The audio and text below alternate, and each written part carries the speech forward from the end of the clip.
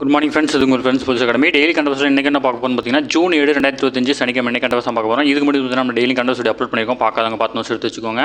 அது மட்டும் இல்லாமல் நம்மளோட சேனலை சப்ஸ்கிரைப் பண்ணுங்கள், சப்போர்ட் பண்ணுங்கள், முடிஞ்சளவு ஷேர் பண்ணுங்கள். நம்மளோட ஃப்ரெண்ட்ஸ் போலீஸ் அகாடமி அப்படின்ற டெலிகிராம் சேனல் ஜாயின் பண்ணிக்கோங்க. இம்பார்ட்டன்ட் அப்டேட்ஸ்லாம் உங்களுக்கு ஒன்றே கிடைக்கும். நமது பயிற்சி மையம் சார்பில் வந்து பார்த்தீங்கன்னா 2ஆம் நிலை காவல்துறைக்காக டெஸ்ட் போய் தொடங்கியிருக்கோம். விருப்பமுள்ள மாணவர்கள் ஜாயின் பண்ணிக்கலாம். தேர்வு வந்து பார்த்தீங்கன்னா ஜூன் 1 ஸ்டார்ட் ஆகுது. இதில் வந்து பார்த்தீங்கன்னா ஷெடியூல் டிஸ்கிரிப்ஷனில் கொடுக்குறோம், வியூ பண்ணி பாருங்கள். உங்களுக்கு ஏதாவது டவுட் இருந்துச்சுன்னா ஸ்க்ரீனில் இருக்கிற நம்பருக்கு கால் பண்ணி உங்கள் டவுட்டை நீங்கள் கிளாரிஃபை பண்ணிக்க முடியும். சரிங்களா? வாங்க ஃப்ரெண்ட்ஸ், கரண்ட் அஃபேர்ஸ் பார்த்துடலாம். நம்ம நேற்றே பார்த்தோம், பிரதமர் அவர்கள் வந்து பார்த்திங்கன்னா புதிய பாலங்களையும் ரயில் சேவைகளையும் தொடங்கி வச்சிருக்கான்னு சொல்லிட்டு. இதில் இம்பார்ட்டன்ட் என்னவோ அதை மட்டும் நம்ம பார்த்துடலாம். பிரதமர் அவர்கள் வந்து பார்த்திங்கன்னா அதாவது காத்ரா டு ஸ்ரீநகர் வந்தே பாரத் மற்றும் காஷ்மீர் மற்றும் ஜம்மு காஷ்மீர் பகுதியில்னா முதல் ரயில் என்பதோடு நாட்டின் பிற பகுதிகளுடன் காஷ்மீரை நேரடியாக இணைக்கும் ரயில் சேவை வந்து இப்போ தான் தொடங்கப்பட்டிருக்கு. 272 கிலோமீட்டர் தொலைவு கொண்ட இந்த வழித்தட திட்டப்பணிகள் 1997 தொடங்கிட்டாங்க. 209 கிலோமீட்டர் வழித்தடம் வந்து பார்த்திங்கன்னா பல்வேறு கட்டங்களாக வந்து பார்த்திங்கன்னா திறக்கப்பட்டன. ஓகேங்களா? இப்போ தான் வந்து பார்த்திங்கன்னா அது வந்து பார்த்திங்கன்னா ஒரு முடிவுக்கு வந்திருக்கு. இதில் பாலங்களோட டீட்டெயிலாம் கீழே இருக்குது. ஓகேங்களா? செனாப் பாலத்தோட டீட்டெயில் கீழே இருக்குது, கீழே நம்ம பார்க்கலாம். சரிங்களா? நம்ம எக்ஸாம் பாயிண்ட் ஆஃப் வியூவில் என்ன தேவையோ அதை மட்டும் நம்ம பார்த்தா போதும். சில அடுத்தது அதாவது நீதிபதி ஜனார்த்தனம். ஓகேங்களா? இவர் வந்து வயது 89, வயது முதிர்வு காரணமாக வந்து பார்த்திங்கன்னா காலமாயிட்டார். இவர் ஒரு முக்கியமான வந்து கேஸில் வந்து பார்த்திங்கன்னா இவர் முக்கியமான ஒரு முன்னிலை வகிச்சிருக்காரு. இவருடைய பரிந்துரையின் பேரில் தான் வந்து பார்த்திங்கன்னா சில திட்டங்கள் கொண்டு வந்திருக்காங்க. ரொம்ப ரொம்ப இம்பார்ட்டன்ட் பார்த்துக்கோங்க. உயர்நீதிமன்ற ஓய்வு பெற்ற நீதிபதினா MS ஜனார்த்தனம். ஓகேங்களா? உடல்நலக்குறைவினால் சென்னையில் காலமாயிட்டார். இவர் வந்து பார்த்திங்கன்னா கடந்த 1988 98ஆம் ஆண்டு வரை வந்து பார்த்திங்கன்னா சென்னை உயர்நீதிமன்றத்தில் நீதிபதியாக பணியாற்றிருக்காரு. அதன் பிறகு 2006 முதல் 2015ஆம் ஆண்டு தமிழ்நாடு பிற்படுத்தப்பட்ட ஆணைய தலைவராகவும் பதவி வகிச்சிருக்காரு. ஓகேங்களா? இவரது பரிந்துரையின் அடிப்படையில் தான் வந்து தமிழகத்தில் இஸ்லாமியருக்கு 3.5% இடஒதுக்கீடும் அருந்ததியர்களுக்கு 3% உள் இடஒதுக்கீடும் வந்து பார்த்தீங்கன்னா நடைமுறைப்படுத்தப்பட்டுச்சு. இது ரொம்ப முக்கியமான அளவு. ஓகேங்களா? ஒரு நோட் பண்ணி வச்சுக்கோங்க. அடுத்தது தொடர்ந்து 3வது முறையாக வந்து பார்த்திங்கன்னா ரேப்போ வட்டி விகிதம் வந்து பார்த்திங்கன்னா குறைஞ்சிருக்காங்க. அதாவது வந்து பார்த்திங்கன்னா இந்திய ரிசர்வ் வங்கி அதாவது 0.50% வந்து பார்த்திங்கன்னா குறைச்சி 5.5% நிர்ணயம் பண்ணியிருக்காங்க. ஓகேங்களா? இதுக்கு முன்னாடி வந்து 6.55 இருந்துச்சு, 6.50 இருந்துச்சு. அது வந்து பார்த்திங்கன்னா 2 டைமாக 25 அப்படின்னு குறைச்சாங்க. அப்புறம் 6 இருந்துச்சு. இப்போ 6லேருந்து 0.50%, 0.50 அதாவது 0.5 குறைச்சிருக்காங்க. அதனால் வந்து 5.5% வந்து பார்த்திங்கன்னா தொடருது. ஓகேங்களா? அடுத்தது G7 மாநாட்டில் வந்து பார்த்திங்கன்னா பிரதமர் அவர்கள் வந்து பார்த்திங்கன்னா பங்கேற்க இருக்கிறாரு. இதில் G7 எந்தெந்த America, Britain, Japan, France, Germany, Italy, Canada உள்ளிட்ட நாடுகளை உள்ளடக்கியது தான் G7 அப்படி நாடுகள்னு அப்படி சொல்கிறாங்க. இது முக்கியமானது, நோட் பண்ணிக்கோங்க. G7 நாடுகள் பட்டியலில் இந்தியா கிடையாது. இந்தியா வந்து பார்வையாளர் பதவி தான் வந்து பார்த்திங்கன்னா வகிக்குது. G7 நாடுகள்லாம் America, Britain, Japan, France, Germany, Italy, Canada இந்த நாடுகள் மட்டும்தான் இருக்குது. ஓகேங்களா? G7 நாடுகள் இல்லாத நாடு எது அப்படின்னு கொடுத்துட்டு இந்தியா பேர் கொடுத்துருவாங்க. அதனால் கன்ஃபியூஸ் ஆகிடக்கூடாது. அதனால தான் நான் அந்த ஒரு பேரையும் வந்து பார்த்திங்கன்னா மார்க் பண்ணி சொல்லிட்டு இருக்கேன். அடுத்த உலகின் உயரமான செனாப் ரயில் பாலம் வந்து பார்த்திங்கன்னா திறந்திருக்காங்க. 2 பாலங்கள் திறந்திருக்காங்க. ஓகேங்களா? இதில் வந்து பார்த்திங்கன்னா இந்த இருக்குது பார்த்திங்களா, இதுதான் வந்து பார்த்திங்கன்னா உலகின் உயரமான ரயில் பாலம், செனாப் ரயில் பாலம்.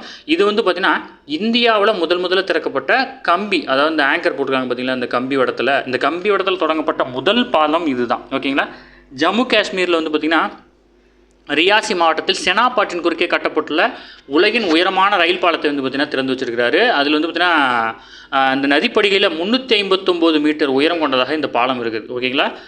உலகின் உயரமான எஃகு வளைவு பாலம் அப்படின்ற சிறப்பையும் வந்து பார்த்திங்கன்னா இது கொண்டிருக்குது. இது வந்து பார்த்திங்கன்னா ரொம்ப ஸ்ட்ராங்காக கட்டியிருக்காங்க. ஓகேங்களா? இதில் சிறப்பம்சம் கொடுத்துருக்காங்க பாருங்கள். உயரம் வந்து பார்த்திங்கன்னா 359 மீட்டர், நீளம் வந்து பார்த்திங்கன்னா 1.3 கிலோமீட்டர் லென்த்துக்கு வந்து பார்த்திங்கன்னா கட்டியிருக்காங்க. உலக அதிசயங்கள் ஒன்றான ஈஃபில் டவரோட 35 மீட்டர் இது அதிகமானது. திட்டச்செலவு 1486 கோடி.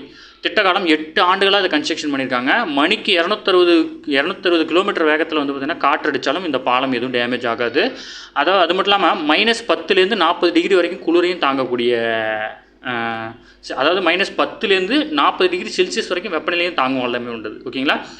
120 ஆண்டுகள் ஆயுட்காலத்தில் வடிவமைக்கப்பட்டது. 120 ஆண்டுகள் ஆனதுக்கப்புறம் வந்து செக் பண்ணி பார்ப்பாங்க. நல்லா இருந்துச்சுன்னா கண்டினியூ பண்ணுவாங்க.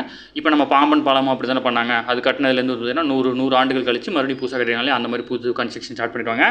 அடுத்த நாட்டின் முதல் கம்பியோட ரயில் பாலம்னு சொல்கிறாங்க. செனாப் பாலத்தை தொடர்ந்து நாட்டின் முதல் கம்பியோட பாலமான அஞ்சி பாலத்தை வந்து பார்த்திங்கன்னா பிரதமர் தொடர்ந்திருக்காரு. செனாப் நதியினுடைய கிளை நதியான அஞ்சி நதியில் வந்து பார்த்திங்கன்னா ஆழமான பள்ளத்தாக்கின் குறுக்கே 331 மீட்டர் உயரத்தில் 725 மீட்டர் நீளம் கொண்டதாக வந்து பார்த்திங்கன்னா இது கட்டப்பட்டிருக்கு. எல்லாமே வந்து பார்த்திங்கன்னா ஒரு சென்டரில் ஒரு பில்லர் போட்டு ஆங்கரில் போட்டு மாற்றுற மாதிரி வந்து பார்த்துருப்பாங்க. இது நிறைய படத்தில் பார்த்துருப்பீங்க, ஹாலிவுட் படத்துலலாம்.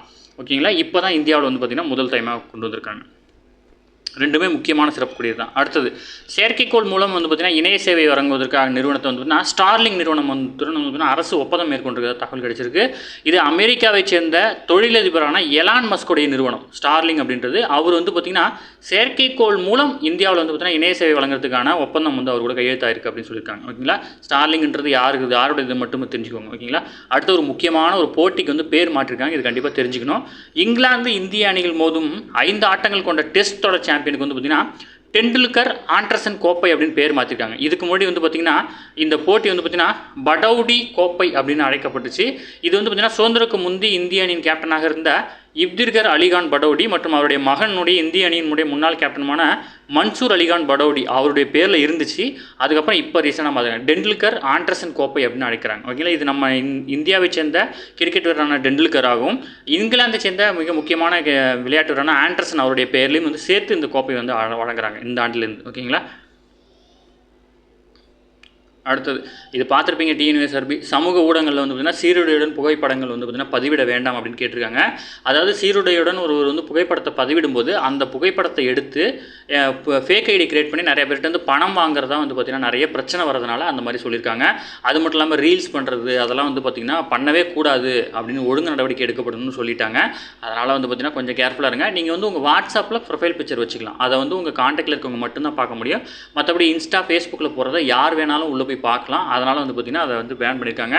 அதேமாதிரி நீங்கள் யூனிஃபார்மில் இருக்கும்போது எந்த ஃபங்க்ஷன்லையும் கலந்துக்கூடாது, உயரதிகாரிலாம் கலந்துக்கூடாது, எந்த பேட்டியும் அளிக்கக்கூடாது, யூடியூப் சேனலுக்கும் பேட்டி அளிக்கக்கூடாது அப்படின்ற மாதிரி நிறைய இது கொடுத்துருக்காங்க.